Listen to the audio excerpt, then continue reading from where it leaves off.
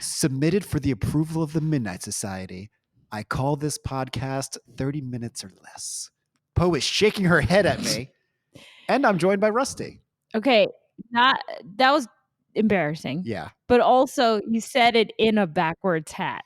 Okay, now I'm going to start over. Wait. But he also said he had a good opening line.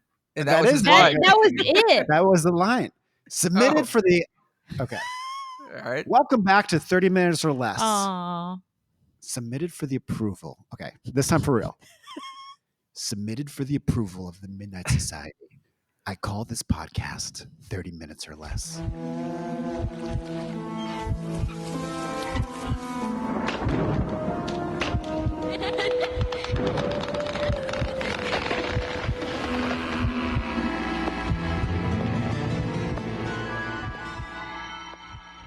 On this episode, we are talking about Are You Afraid of the Dark? The Tale of the Dead Man's Float. Yeah, what a weird title for Float. Thought there was going to be a lot about a float. That's true. That's Nothing true. about a float. Now, this was the season premiere of the 5th season of this show, considered Wow. by many to be the scariest episode of television ever produced. Wow. By like many 5-year-old kids. What? He was scared. He was like flinching. His face went, ah. Now, this is a classic show. Mhm. Classic Canadian show. It's so Canadian. It premiered in the year 1991. You're not going to believe what day. Halloween. Must have been insane. What a was- coincidence. Devil's I was watching it. I was there. Wow. Do you Well, remember that, was Rusty? Yeah. in Canada, actually. It Oh, premiered in what- August 1992 in America. Oh, okay. Oh, you Well, I- just caught Rusty in a lie. Well, I remember watching the Phantom Cab one. Is that the first episode? That is the first episode. Okay. So I was 2 years late. What was your relationship with this show? I'll start with Poe.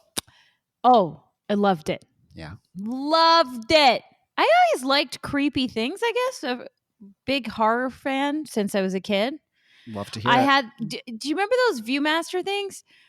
Like, you put the little clicker in the Say thing. what? Say what? That's a That's the name of the show. Yes, I know. Yes. Oh my god.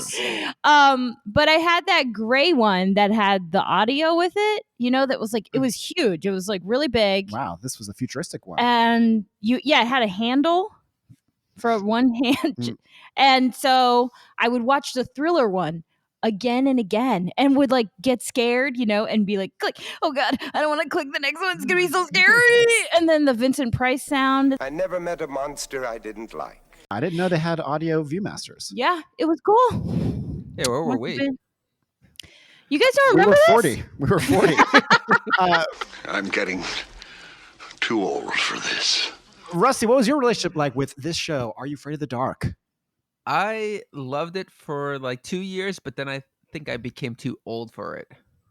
Yeah. But even when I was too Oh. old for it, I would watch it with my friends' little brothers, and I'd laugh at it, but I'd Yeah. actually be a little scared. I too. have no clue how long. I seriously don't remember 5 seasons, but I do remember watching it and being like, "This show's a joke," and then like would randomly get scared sometimes. Oh, yeah. I I remember the episode where there's a little kid who's a vampire, and at the end the parents were like, "Who would ever think the kid would be the vampire?" And it was Yeah, like a little kid in a coffin, and that image stuck with me. Oh, You know what's crazy about that episode?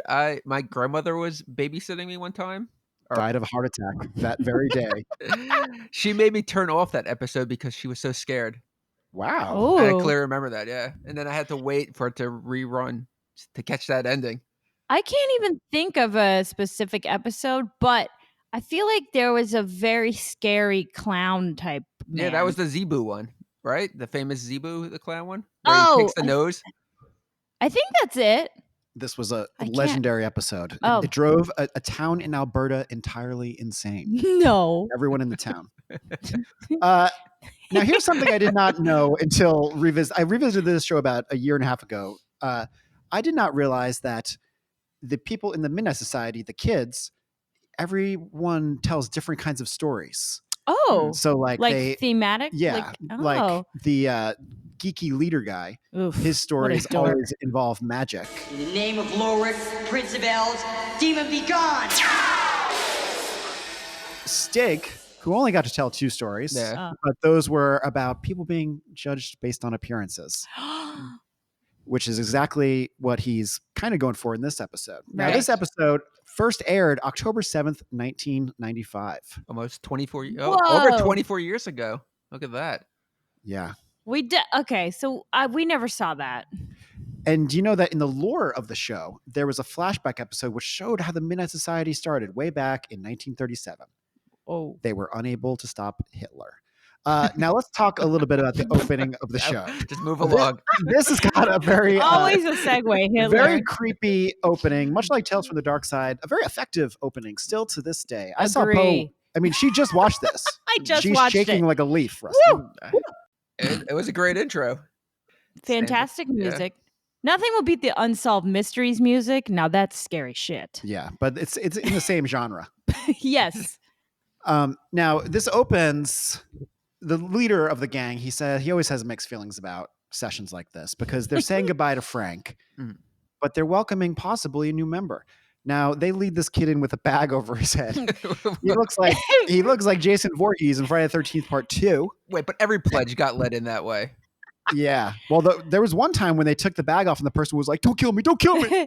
I mean, that is one of the creepiest things about, like, what are these kids doing? Leading children around the forest with bags on their heads? Like, yeah. Well, their location is weird. secret. They can't let any kid know. I know, but it's very but that's a really creepy level. If you were a teenager and some kid was like, "Let me put this bag over your head real quick and lead you around in the forest," you're at least getting raped. Wow. Okay. Wow. As the woman on the air can say these kind of things. But Rusty, it reminded me of when me and Dan Oliva discovered a secret area and we intended to build it up into a city, but we never did much with it. It was in the weeds. They abducted us and brought us here. This city, everyone in it, is their experiment. They mix and match our memories as they see fit, trying to divine what makes us unique. Do you think the other kids in this school knew about this Midnight Society? Or was it secret? I think it was probably kind of a legendary group. You know, you wanted to be in it. I'd want to be in it. Mm-hmm. Well, I mean, if it had been around since 1937, there should be some sort of idea of who's carrying this on, right? Here's a great question. Do you have a go-to scary story to tell if a campfire broke out? No. Do you? I do. Of course I do. Oh, go. I will. I'll tell a very quick version. It was a dark night. A lot like this night, actually. Every night is dark. This girl and boy were driving out in the country. A lot like around here, in fact. And their car broke down. Just then, they heard on the radio, there's an escaped maniac on the loose. And this takes place like in the 50s, so they didn't have any cell phones. The guy is like, "I'm going to go walk to the gas station." The girl's like, "Are you freaking crazy? You can't do that." He's like, "I'm going to go. It's going to be fine." And she's like, "Well, how am I going to know it's you when you come back? You're going to scare the living shit out of me." And he says, "When I come back, I'll knock like this on the car." So some time goes by, the girl falls asleep, and then after a little while, she hears. Oh. Now, I don't know if you caught that. There's an extra knock. And she's like, did he forget? Is that him? Should I open the door? And she keeps hearing it. And then she hears another sound. It's a voice on a megaphone. And the voice says, "Ma'am, get out of the car and don't look back. This is the police, by the way." The girl gets out of the car. She's fucking so terrified. She sees all these police looking at her and they look kind of shocked at something behind her, but she doesn't want to turn around. Finally, she just gets overwhelmed by curiosity. She turns around and she sees her boyfriend hanging from a tree above the car, and in the wind, his feet are hitting up against the car.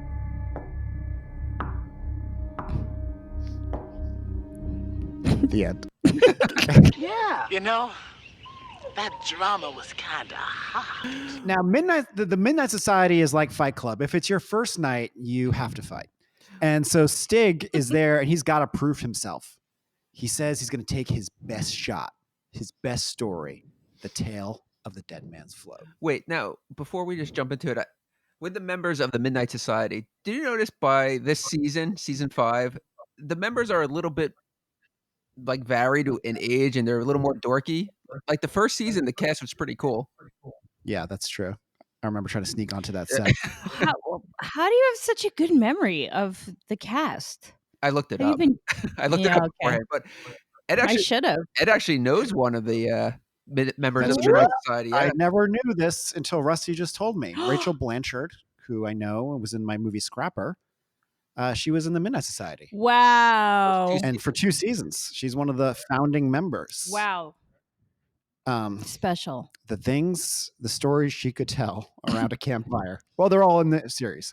The character Stig, he's telling this story about how looks can be deceiving. It really is not that organic to this story. What direction did they give this actor to play that character? I don't know, but he did seem like repellent. He did. He looked like he had just crawled out of the bog. Hey, you, what is that smell? So we open in 1954. Very, as Poe said, very lazy 1954. So lazy. It's really just faith that you have to be like, yeah, this is 1954. And there's a lifeguard who's ignoring a drowning kid, much like Friday the 13th, to make out with this girl. Now, the kid is played by Jay Baruchel. Jay Baruchel. Yep. I can never say his name right. Now, you might say this guy, he had to have been the biggest guest star they ever had. There's actually some huge guest stars over the years, like Ryan Gosling, Okay. Bobcat Goldthwait, Ooh. Did they Nev really? Campbell. Nev Campbell. Mm. Next one might shock you. Charles S. Dutton. Rock. Was that before or after he killed someone? Melissa Joan Hart. She's been mentioned on the show before. Who? That was after Melissa Joan Hart. Oh. And Hayden Christensen. Mm-hmm. Wow. Probably in one of the last seasons, huh? I wonder how many janitor characters. I feel like janitor is a real good horror character. I have to say that when I did revisit the show, a lot of repetition. Like almost every ghost episode is a ghost trying to warn a kid about something. It's never like a malicious. This is like one of the few just pure malicious ghosts, I think. Exactly. Great looking guy. Oh, wait. Let's get to that in a second. But who's the great looking guy? The ghost. Oh, the ghost. Okay. But Waterworld. But his arrival, very creepily, you smell something. Mm-hmm. Which is weird that like you're smelling something from underwater. Yeah, and while swimming, Yeah. But I love that indoor pool smell. Indoor pools used to seem like the ultimate luxury to me, but now they seem a bit dank. Maybe that's the process of getting older. Gross. It's a gross thought. You should have like air. There should be air. Give these people air. So then we go to the classroom. There's a great, I should know the word, dissolve, transition between the pool and a chemical reaction. And Zeke, who Stig, did you notice, kind of calls Zig? He says his name really weird. Canadian. That's for the super fans. But 2 girls are watching Zeke, the little young scientist. One of them thinks he's cute. One of them thinks he's a loser. Yeah, it's a weird love triangle in this episode. Yeah, very strange. Yeah. He's like overgrown Macaulay Culkin looking guy. That's what my wife said. Exactly what my wife said. Yeah. Well, she's right. Yes. I didn't watch it with my wife. She's out on a modeling shoot. So Zeke tells Clarice, the girl who doesn't like him, because at first you think he's confused. Yeah. He says he's got a show or something. Well, She says, "Okay, Beaker boy, you're on." Well, you're jumping Rusty, what are you trying to say over there? I'm trying to say, you know how he is, for some reason in high school science class, he's doing a volcano eruption, which I thought that was more of an elementary school thing. I did it for my 40th birthday. But he mixes manganite with water, and he says every time you mix it, you get the same result, the kaboom. But that's not actually the case. There's no reaction. Oh, Rusty tried it at home. Wait, you did the research, Rusty? I did do the research. And did you also know that manganite is not toxic to your skin? It won't burn if you get it on your hands. Fill the bathtub. You know what? That makes me like the show more. That they just did absolutely zero research. It does remind me of the time, Rusty, that we tried to build a bomb. That's true. Well, oh boy, as white men, they can say this. Yeah. You don't even want to know the inspiration. I had read in an issue of Time magazine about Timothy McVeigh that my it was God. like he used to build bombs out of baking soda and water or something like Oh, he really was basic. he was trying to deny that he was involved because he said the only bomb that he was ever familiar with was baking soda and whatever the vinegar was it? Oh yeah. Oh. So me and Rusty were like, let's go to 7-Eleven and get those supplies. Mhm. And while there, we bought those cardboard airplanes as well, like little like styrofoam airplanes. Uh-huh. And we saw one of Rusty's brother's friends. Rusty's brother is like a jock in the school. And this is, by the way, it's like when we're in our 20s. This guy was Oh. seeing us for the first time. I'm like picturing you guys at like Wait. 14. No, We Well, weren't in we our were- 20s because we were like 18. yeah. But then we found like a secluded side street to set off our bomb. And as you can imagine, it just kind of like didn't do anything. I've literally used that concoction to fix my drains in my sink. Oh. That's how, yeah. It's a nice natural way to get your drain flowing without Drano. There you go. We're teaching stuff. Post tips. Wait, can we turn that into a weekly segment? Pose tips. Let's do it. So it turns out we end up in the locker Wow, room. Ed didn't like that at all. No. And it turns out that there's a pool hidden Control behind freak. the lockers. Now, Rusty, didn't our high school have a legendary pool? It Do you did, remember but that? it was removed in I think the 70s or 80s. It used to be under the gym floor. Oh my God, you guys. Because of one of these creatures. Poe, did your high school have any secret rooms or anything that you Oh, knew well, about the urban legend? my high school was in like a tiny, weird old townhouse, so it was definitely haunted. It was creepy as hell. Rest assured, we've got something wonderful planned for you. So much pain, so much sorrow. And in our high school, did you ever go into the basement? Oh, did I ever? I peed down there once. Just to be extreme. Did you ever And see the- someone went, "Hey, you, what's that smell?" But I didn't know about the Oh, yeah, exactly. I didn't know about the basement until like my senior year. Ooh, what a discovery. Did you see the rifle range that was down there? I sure did. What? Yeah, there was Yeah, a there was like our first year of high school. There was the rifle team. yeah, there was a rifle team. Whoa. Imagine This is that why nowadays. suburbia is like so exotic to me. Yeah. That's where all the crazy shit happens. It's I was true. in a city school. Nothing happens there. XOXO Gossip Girl. Okay, anyway, there's a door that literally said to pool. Two pool. Yeah. I like that when they opened it again, they've just changed it to pool. But Oh, I didn't notice. I didn't yeah. notice So you that. have to enter the pool when they reopen it through the boys' locker room? There was no other entrance? oh yeah, weird. Wait, that's a very good point. The- But so Zeke is showing Clarice the pool, and she like it's just like, I'm going to use my power to get this place open. Then they leave, and we see the custodian. He's been listening in. Why? Well, because something in the pool suddenly rises. Wait. It's taking shape. It looks like... Out of all the commercial breaks we've gone to on this show, this is probably the most powerful. Watch out. It's coming back. We now return to Are You Afraid of the Dark? You forgot to set up that the janitor, they quickly mention his name, Charlie, which is the lifeguard from the 50s. So we know it's the same guy. Well, I didn't know it was the same guy, but when I found out, I fucking just started screaming. I couldn't believe that twist. I couldn't believe it. What a And twist. his story of redemption is inspiring. But like it's like, oh, he became a janitor because of his trauma. Yeah, what happened to his girlfriend, whose brother was the one that drowned? She left that town Of course, behind. she left him. But She you know went to what? You know what's Broadway. really funny though, because the like when the girl's like, I'm reopening this pool. Yeah. You know, I'm getting this pool open, and then they come back and like they're swimming in the pool, and the girl's like, I can't believe you did it! Like it's so great. The swim team now has a pool, and it's like, wait, you had a swim team and no pool? That's not that weird though, because people travel to other Oh, stop it! Trying to make a joke. Swim splained. You think I don't know that? I had to go to the fucking Y to go to my gym. I told you I had a townhouse school with ghosts. Well, you didn't tell me you're on We the didn't swim have a team. fucking pool there. You didn't tell me you're on the swim I team. wasn't on the swim. We had to go there just for any gym.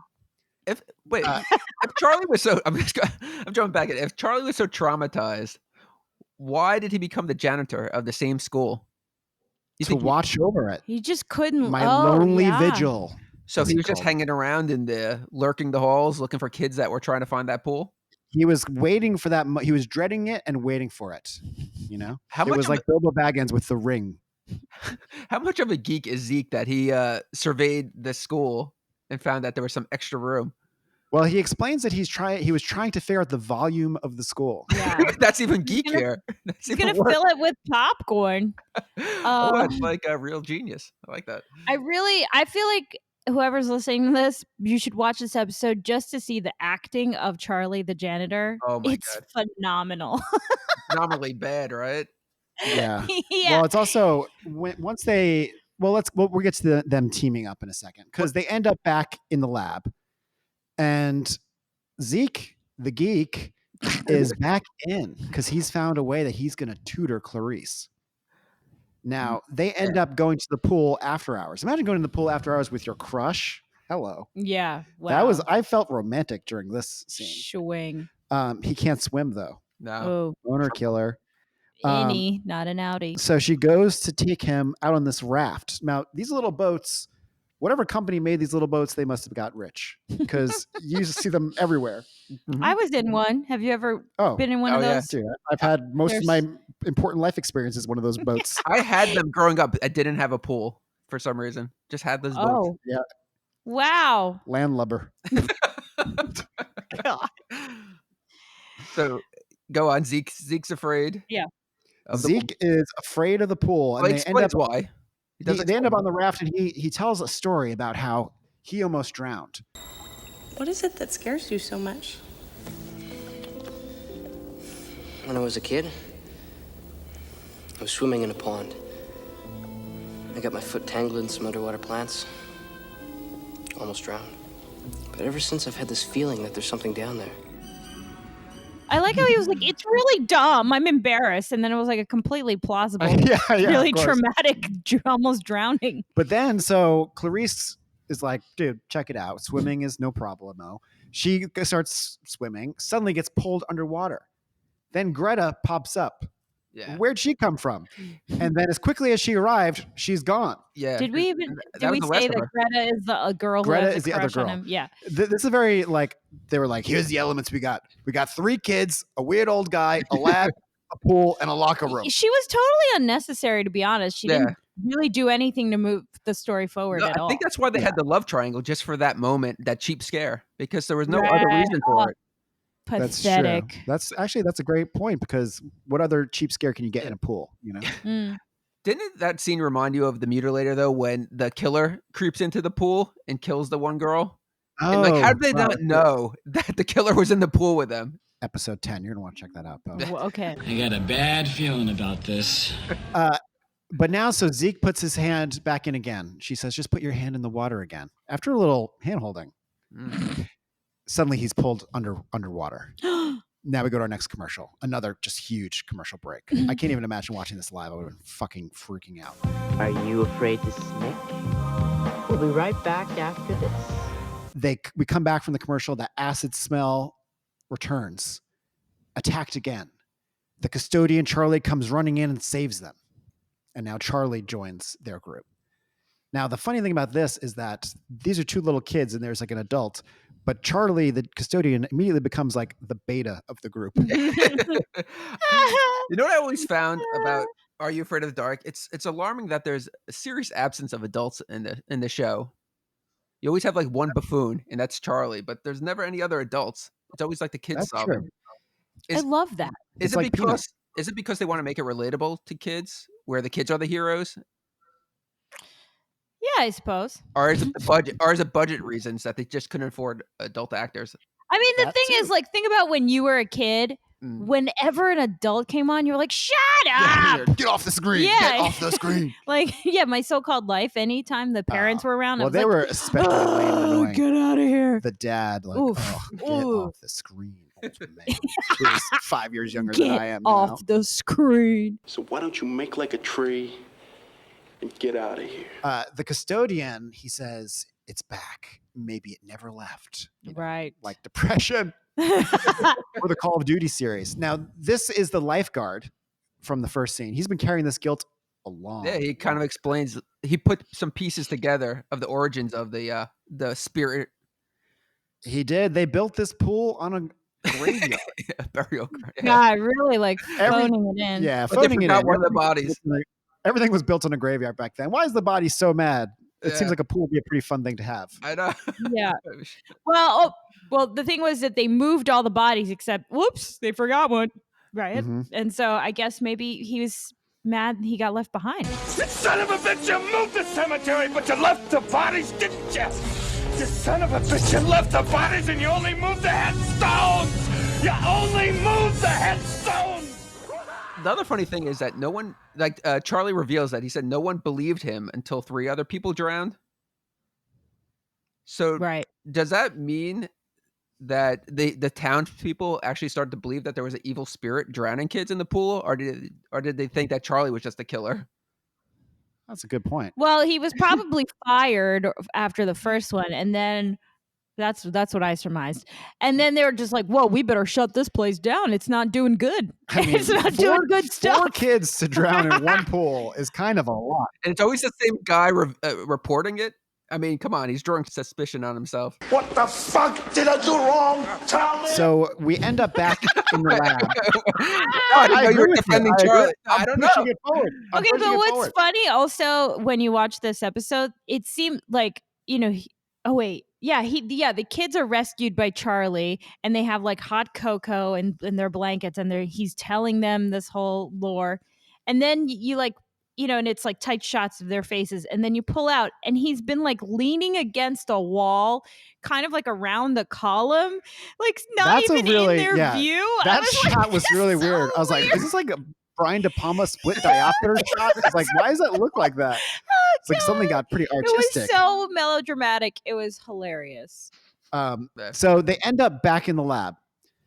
The smell of rotten eggs, as they describe it, is like acid. Now, this is great stuff. They're weaving together science. They're weaving together all this Does stuff. acid have a smell? I'm more of a bass guy. I'm more of hanging out with the bases. Oh, boy. They end up back in the pool. They've determined that this chemical, methyl orange, will reveal the color, the sight of the creature. Methyl orange reacts with acid. If this thing really is part acid, we should get a nice red snapshot. Now, this is, first of all, this whole scene reminds me of It Follows. Doesn't it remind you of It Follows? I mean, the whole thing. Just some shady science, though, but yeah. So as soon as the creature comes out, Charlie, the lifeguard, immediately goes into shock. He's just completely useless. He's in shock. Charlie, are you okay?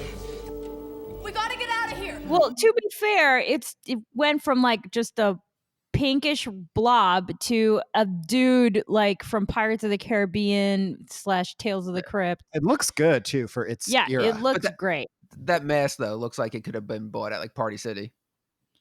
Maybe Amazing Party City. The best Party City. There was Party of the Century City. Growing up, when you wanted to get like a Halloween costume, and you would go to like whatever place that had that supply. Look, for a budget Nickelodeon show, that dude was on point. He was like tall, he had shoulders. It was a good performance too. He was scary. I was like, is this Doug Jones in this creature? He's really communicating a lot. He was good. So they end up in the locker room and they're trying to bring Charlie back. Well, and he's just shaking. That's a shock for you. He's just shaking on that bench. He is shaking, and then the thing comes in like a T-1000 through the drain of the locker room, because apparently now it doesn't need to hide anymore, so it can just do whatever it wants. But it's apparently made of water. There's not a great effect, but not a horrible effect when Zeke swings the broom at it and it goes right through, and it's like it's water. It was a bad effect. I had no idea what was going on. Well, yeah, no, it's not great. Look, I was just trying to give some props. But right when they're trying to get the Magonite out, Zeke slaps it out of Clarissa's hands because he's like, you could burn yourself. Yeah, that's not true. But she dives in the pool, gets it. A final struggle. And then the one-liner we didn't really need, yo, Red, catch. And it's kind of recorded. The line was like recorded kind of shittily. It's almost like you could tell they didn't like the line. They're like, did we get her line on that? It's like, yeah, I think kind of got it. It's fine. It sounds like a little off. See, I didn't get though. The Clarissa's in the pool retrieving the Magonite. Yeah. And Zeke is poolside cheering her on. And then the spirit shows up next to him. Why didn't it just attack him? Instead, it seeped back into the pool. He was easy pickings there. Maybe the thing is like, you know what? I can take my sweet ass time. I got them cornered. This is what I've been waiting for. What kind of brain power you think this ghoul has? He's been in like a shallow pool for like 50 years. I was expecting him to do like a shimmy or something because he had like a little outfit on. He had, like, he does kind of have a Madonna 1983 vibe. And you can dance for inspiration. Big wraps up the story. He tells us that Charlie, after this, overcame his internal demons, and Zeke and Clarice end up together. Basically, the sexual chemistry here. You could tell these two actors. Wait, but need I say more? But Stig also mentions, he said Zeke was no longer tortured by his memories from this past. So almost drowning, he's scarred for life, but then killing an evil spirit, that cures all. Like, well, no, you'd be traumatized.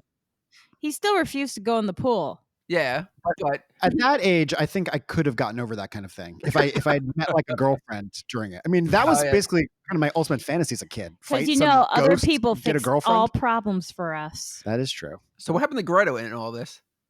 Greta, oh my god! Do you think she's still friends with? Is she still friends?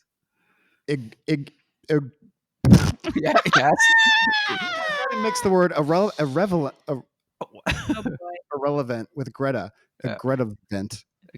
Anyway, please edit that. Keep that, Rusty. Rusty, keep that. Okay, so I spazzed out. Now we're even. Now, after the story, we all agree that it's a great story Stig tells. Yeah. But will he make the cut?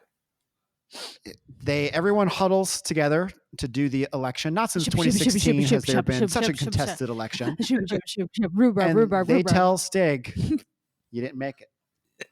Stig has a moment where he says, hey, thanks for the shot. Thanks for the shot. It's so funny because I was walking downstairs when I heard Poe watching that.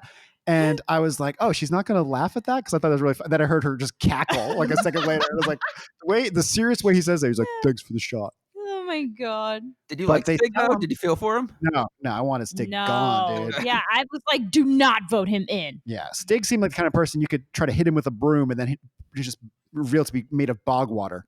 But the two stories he tells are like the two most popular episodes. So he did do them some justice. Like Herman Melville, he was not appreciated till after his death. So he goes on to the next episode and then they cut him or they keep him for the He rest came of the later on, not the next episode. So I don't think he was just a member. I don't think they brought him in. I think they brought him back for another trial, but failed. Wow, I'm gonna go home and eat this show up. Oh yeah, this is a great show to rediscover. This is my favorite thing we've ever watched. And we should mention that it is coming back. There's a new series. What? Back already today? Well, today we're recording. Wow. And you can check it out. It's funny because it's like in theory I really want to watch that and Creepshow, but I never get around to them. Creepshow. You know what I always wondered about this with this show. And I don't know if you guys wonder the same thing, but when they're about to tell the story and they throw the powder onto the fire. Yeah.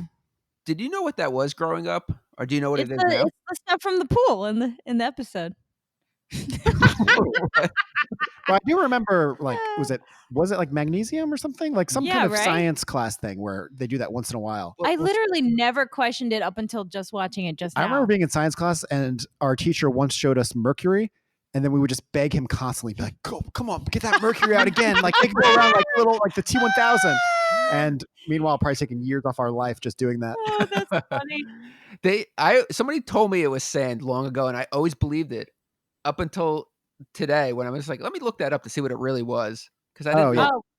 And it was it's just non-dairy creamer. Oh. And then they would just make the effect. That would make the effect. So we should all try that. Get some non-dairy creamer. Wait, non-dairy creamer. How is that in a fire? Interesting. Really? Yeah. Oh, because it goes like. Well, we got some big fires happening in LA right now. We can drive. We could drive there and throw non-dairy creamer at it. That's what they're dropping from those planes. Well, I declare this meeting of the Midnight Society closed or ended. Adjourned? I don't know. Oh, yeah. Rusty, go to the music, please. He has that red bucket with a tiny bit of water. Let's put that bucket on the fire and get the fuck out of here.